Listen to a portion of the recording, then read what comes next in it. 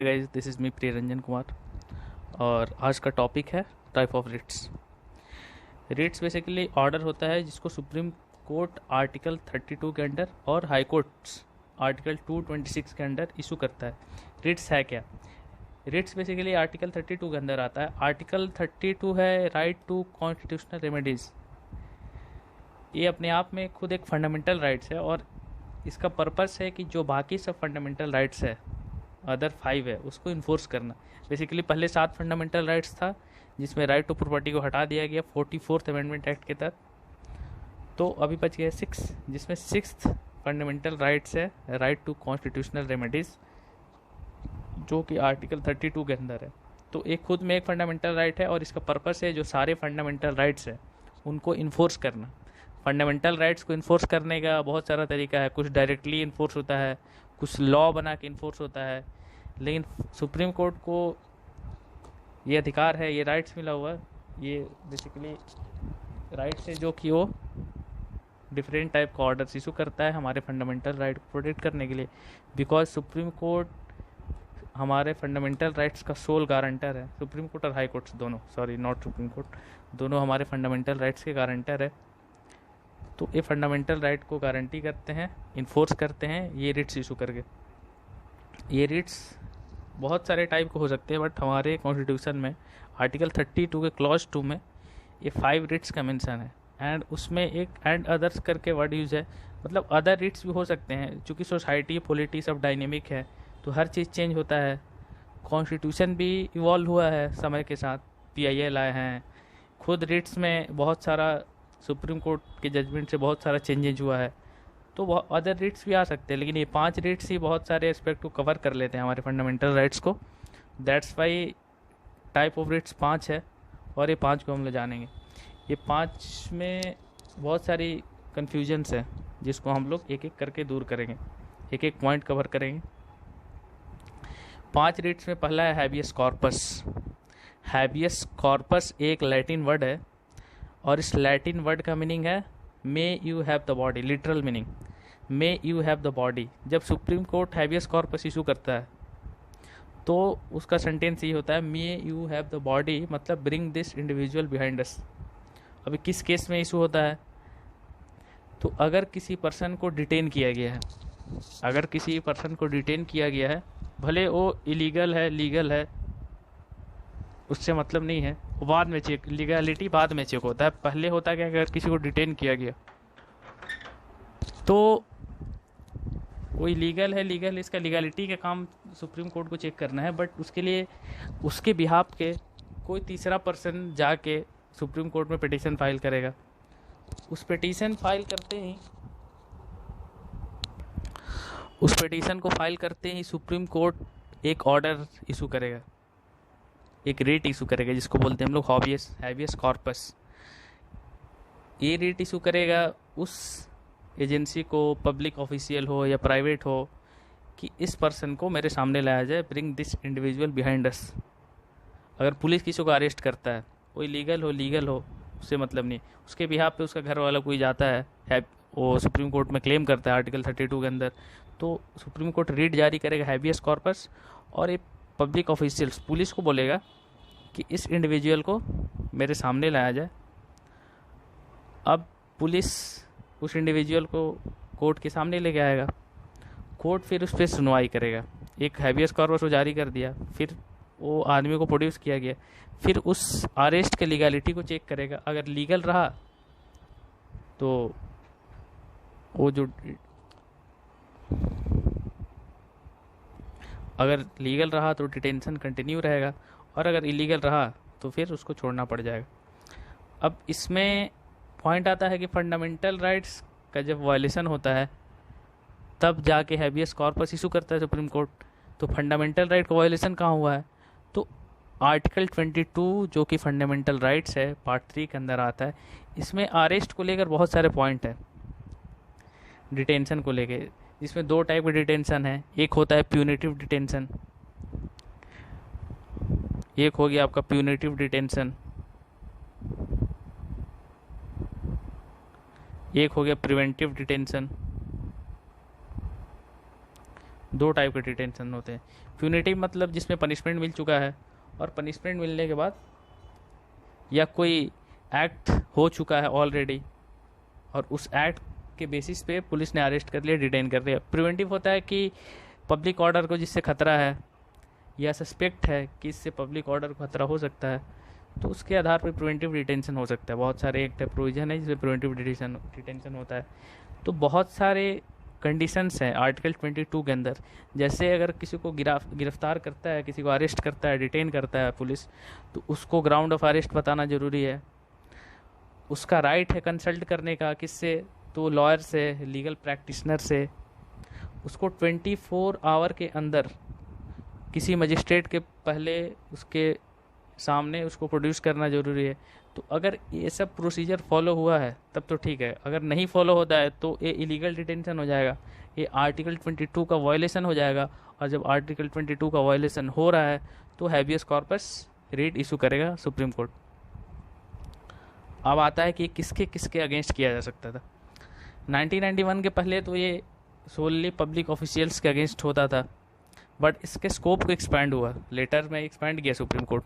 Supreme court का तर्क ये था कि सुप्रीम कोर्ट जो है वो गारंटर ऑफ फंडामेंटल राइट्स है, उसका काम है फंडामेंटल राइट्स को गारंटी करना। तो वायलेटर्स कोई भी हो, वायलेटर्स में बी एनीवन, वायलेटर्स कोई भी हो, सुप्रीम कोर्ट का ये ड्यूटी है कि फंडामेंटल राइट्स को प्रोटेक्ट करे, भले वो प्राइवेट इंडिविजुअल हो ही क्यों ना हो।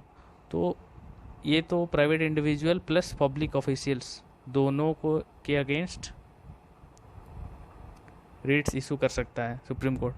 जैसे एग्जांपल ले लेते हैं, कोई एक लड़की है, उसका बॉयफ्रेंड है, लड़की 18+ है, बट पेरेंट्स को डर है कि लड़की उसके साथ भाग सकती है, तो वो लड़की को डिटेन कर लिए। अब ये लड़की के बिहाफ पे बॉयफ्रेंड सुप्रीम कोर्ट गया, supreme Court habeas corpus issue करेगा इसके पेरेंट्स को कि किस बेसिस पे आपने डिटेन किया है, कि लड़की मेजर है या माइनर है।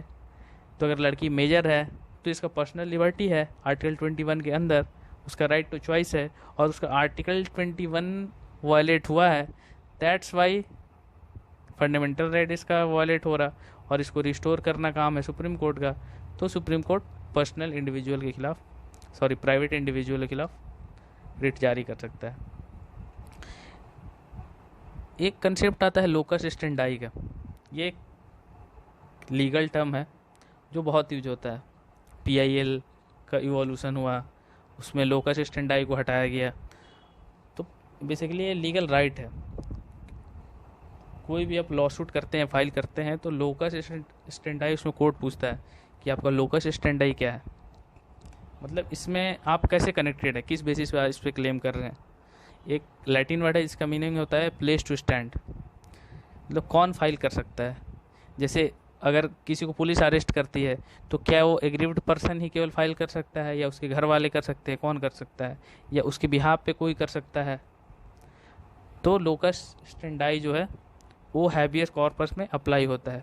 उसका लॉजिक भी है, अगर किसी को डिटेन कर लिया जाता है वो तो अब्सेंट हो जाएगा, तो वो कैसे फाइल करेगा हैबियस कॉर्पस, तो उसके बेसिस पे तो कोई रहने वाला चाहिए ना फाइल करने वाला।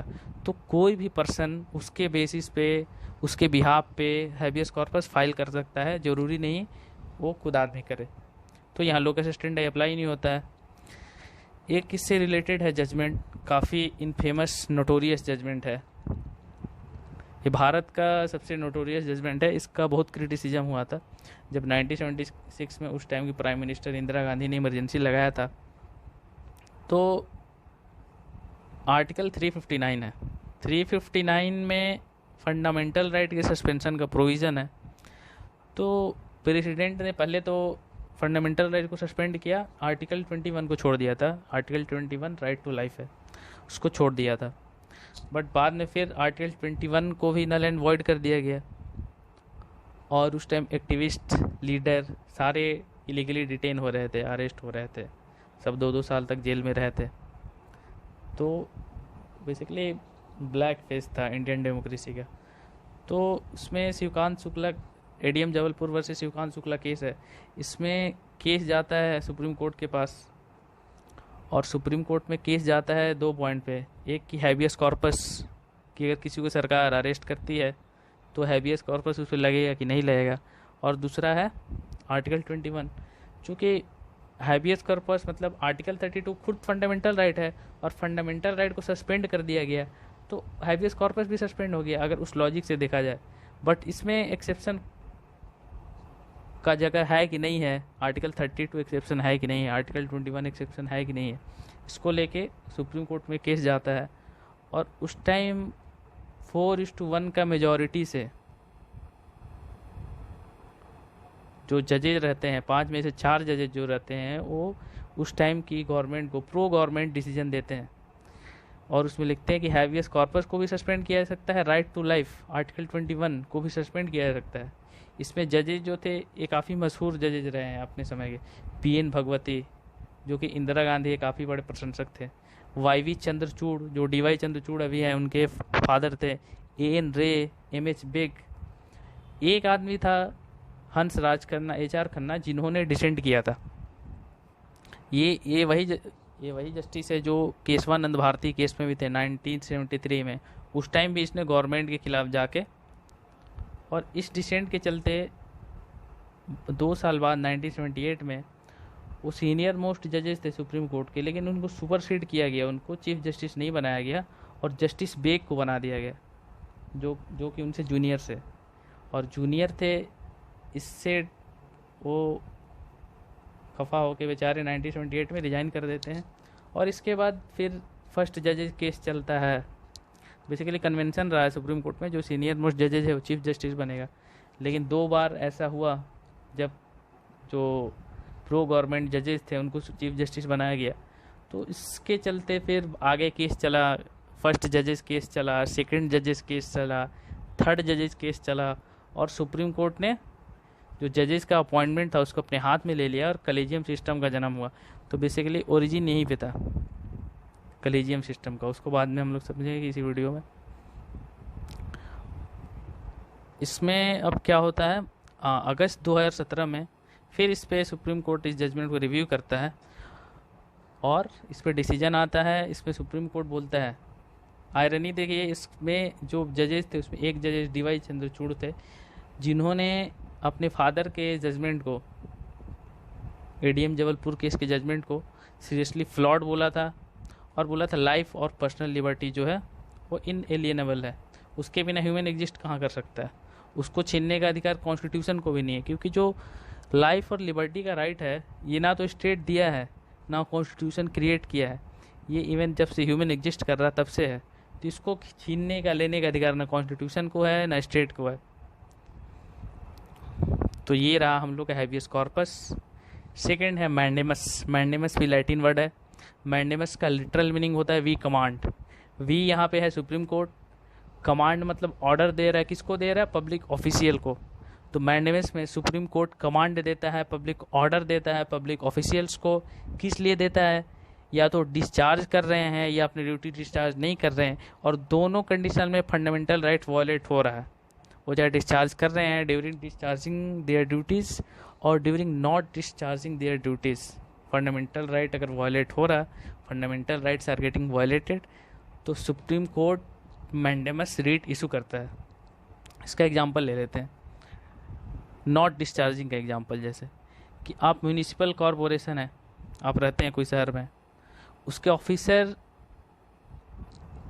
आपके घर के सामने गार्बेज का ढेर पड़ा हुआ है लेकिन उसको साफ़ नहीं करा रहे, वो इनएक्टिव है, अपना ड्यूटी डिस्चार्ज नहीं कर रहे, ठीक से काम नहीं कर रहे। अब यहाँ पे आपका फंडामेंटल राइट्स वॉयलेट हो रहा। कौन सा फंडामेंटल राइट वॉयलेट हो रहा, आर्टिकल 21। आर्टिकल 21 का अलग स्कोप है, उसको धीरे धीरे एक्सपेंड किया गया, बहुत सारे राइट ऐड किए हैं, यहाँ तक कि राइट टू स्लीप भी 21 के अंदर आता है। और अगर आपको कोई सोने में डिस्टर्बेंस करता है तो आप जाके फंडामेंटल राइट्स क्लेम कर सकते हैं। तो आर्टिकल 21 में राइट टू क्लीन इन्वायरमेंट ये वॉयलेट होता है, तो आप सुप्रीम कोर्ट अप्रोच करेंगे।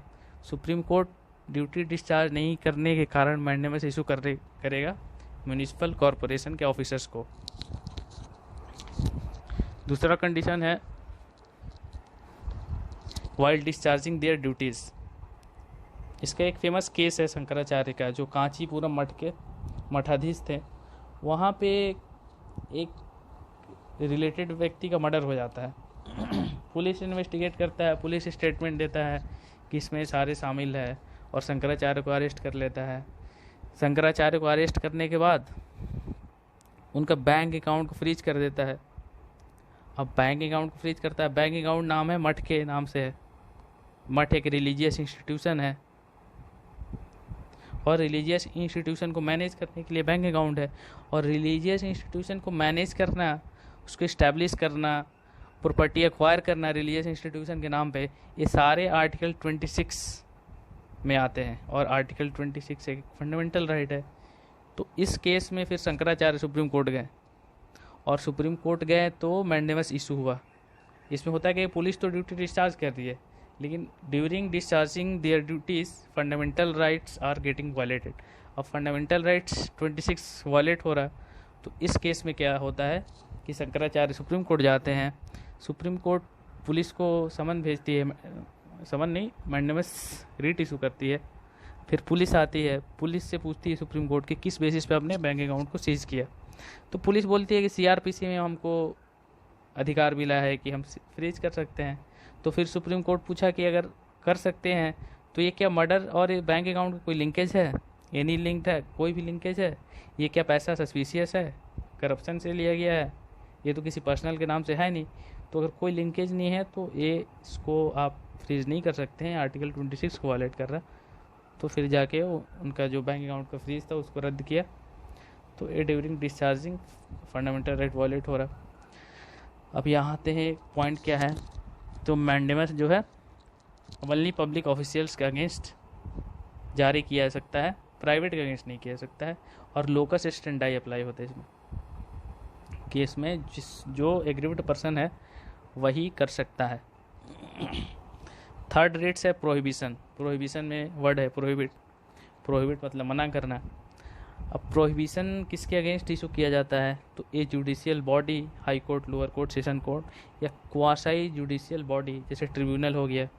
तो ये जुडिशियल एंड क्वासाई जुडिशियल बस दो ही बॉडी के अगेंस्ट किया जा सकता है। बाद में इसको एक्सपैंड किया गया और एडमिनिस्ट्रेटिव अथॉरिटीज़ के अगेंस्ट भी जारी किया जाने लगा, बट बेसिकली जुडिशियल और क्वासी जुडिशियल बॉडी के लिए है। तो इसमें आते हैं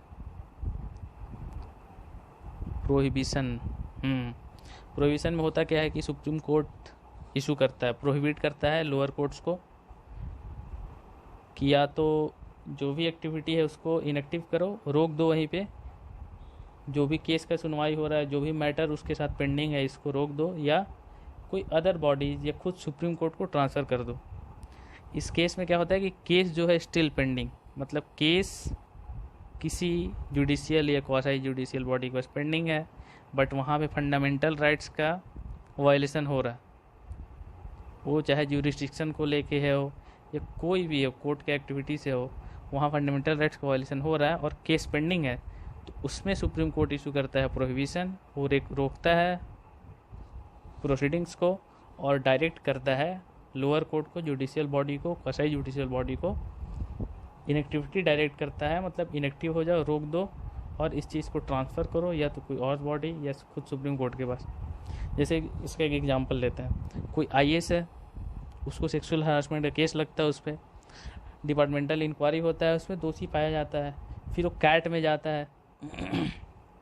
कैट में क्या होता है कि उसके पक्ष को सुना नहीं जाता, उसके एस्पेक्ट को सुना नहीं जाता है और दूसरा एस्पेक्ट को सुन कोई डिसीजन दे, मतलब दूसरा पक्ष को ही बस सुना जाता है और उसके बेसिस पे प्रोसीडिंग्स चल रहा। इसमें क्या होता है, यहाँ फंडामेंटल राइट्स क्या वायलेशन हो रहा? तो principle of natural justice, principle of natural justice में है कि बोथ साइड का स्टोरी पता होना चाहिए। अगर ए और बी के अगेंस्ट केस चल रहा तो दोनों साइड का एस्पेक्ट और स्टोरी पता होना चाहिए। अगर एक पक्ष को छोड़ा जाता है तो ये प्रिंसिपल ऑफ नेचुरल जस्टिस का वायलेशन हो रहा है और ये आर्टिकल 22 के अंदर आता है। तो यहाँ वायलेशन हो रहा है तो वो सुप्रीम कोर्ट को अप्रोच कर सकता है। सुप्रीम कोर्ट कैट को रोक देगा, मना कर देगा, प्रोहिबिट कर देगा, डायरेक्ट करेगा इनएक्टिविटी को और कैट वहाँ पे प्रोसीडिंग्स रोक देगा। इसमें दो पॉइंट है, लोकस स्टेंडाई अप्लाई होता है, मतलब जो एग्रीव्ड है वही कर सकता है, उसके बिहाफ पे कोई और नहीं कर सकता है, और केस पेंडिंग होना चाहिए। ये मेन डिफरेंस है सर्च्योररी और प्रोहिबिशन में। सर्च्योररी फोर्थ है, इसका मतलब होता है सर्टिफाई करना। इसमें होता है कि केस ऑलरेडी ओवर हो गया, अब वो केस चल रहा था कैट में, केस ओवर हो गया और वहाँ फंडामेंटल राइट का वायलेशन हो गया और केस ऑलरेडी ओवर हो चुका है। तो इस केस में क्या होता है कि सुप्रीम कोर्ट सर्सियोरी इशू करता है और उस रूलिंग को स्टे कर देता है। अगर उसमें कुछ एक्शन का प्रोविजंस है उसको भी स्टॉप कर देता है और फिर वो केस को खुद लेता है और उस पर जो अपना उसका लीगैलिटी को चेक करता है कि हुआ है नहीं हुआ है, वो आगे के प्रोसीडिंग्स है। तो सर्सियोरी और प्रोहिबिशन में ये डिफरेंस है कि सर्सियोरी में केस ऑलरेडी ओवर हो जाता है, इसमें लोकस स्टैंडी अप्लाई होता है, मतलब जो एग्रीव्ड है, जो इसका फंडामेंटल राइट वॉलेट हुआ है वो खुद अप्लाई करेगा और बाद में इसके स्कोप को इनलार्ज किया गया है। एडमिनिस्ट्रेटिव अथॉरिटी के अगेंस्ट भी दे सकते हैं, हाँ लेजिस्लेटिव और प्राइवेट बॉडीज़ के अगेंस्ट उसको नहीं इशू कर सकते हैं। फिफ्थ है को वारंटो। को वारंटो का मीनिंग होता है व्हाट्स योर अथॉरिटी। इसमें बेसिकली अथॉरिटी को आस्क किया जाता है, अथॉरिटी को आस्क किया जाता है। इसमें होता है कि अगर कोई आदमी है पब्लिक पोस्ट को होल्ड कर रहा है तो उस पब्लिक पोस्ट को होल्ड करने का जो उसका राइट्स है उसका लीगैलिटी को क्वेश्चन किया जाता है। जैसे कोई पब्लिक ऑफिशियल्स है, कोई पोस्ट पे है, वो फाइनेंस मिनिस्ट्री में कोई सेक्रेटरी बन गया, लेकिन उसके लिए एलिजिबल है नहीं है, क्या एलिजिबिलिटी क्राइटेरिया, वो कुछ भी फुलफिल नहीं करता है, वो किसी को जानता है, उसके बेसिस पे उसको सेक्रेटरी बना दिया जाता है। तो उसको लेके फिर केस जाएगा सुप्रीम कोर्ट में। सुप्रीम कोर्ट में केस जाएगा तो सुप्रीम कोर्ट को वारंट इशू करेगा, उसमें पूछेगा कि what's your authority, legality check करेगा पब्लिक ऑफिशियल्स का एलिजिबिलिटी क्राइटेरिया को फुलफिल कर रहा है नहीं कर रहा है। इसमें बहुत सारे फेमस केस है, झारखंड का है जिसमें झारखंड का पीएससी ऐसे इंजीनियरिंग के पोस्ट पे ऐसे 100 आदमी को अपॉइंट किया था जिनके पास बीटेक का डिग्री था ही नहीं, तो वो तो एलिजिबल थे ही नहीं, फिर भी अपॉइंट हो गए थे। एक और केस हुआ था संबित पात्रा का केस दिल्ली हाई कोर्ट में। संबित पात्रा को ओएनजीसी का इंडिपेंडेंट डायरेक्टर बनाया गया था 2 साल का। तो इसको लेके एक एनजीओ है एनर्जी वॉच डॉग, उसने प्रशांत भूषण से कंसल्ट किया और प्रशांत भूषण उनके लॉयर थे और दिल्ली हाई कोर्ट में पिटीशन फाइल किया को वारंटो के लिए कि इंडिपेंडेंट डायरेक्टर हो ही नहीं सकते हैं क्योंकि एक्टिव मेंबर ऑफ बीजेपी हैं। बड़े पॉलिटिकल इशू था, दैट्स वाई उस टाइम दिल्ली हाई कोर्ट की चीफ जस्टिस गीता मित्तल थी, उन्होंने इसको इंटरटेन नहीं किया और रिजेक्ट कर दिया। तो ये हो गए आपको 5 रिट्स। अगर कोई भी कन्फ्यूजन है तो इसको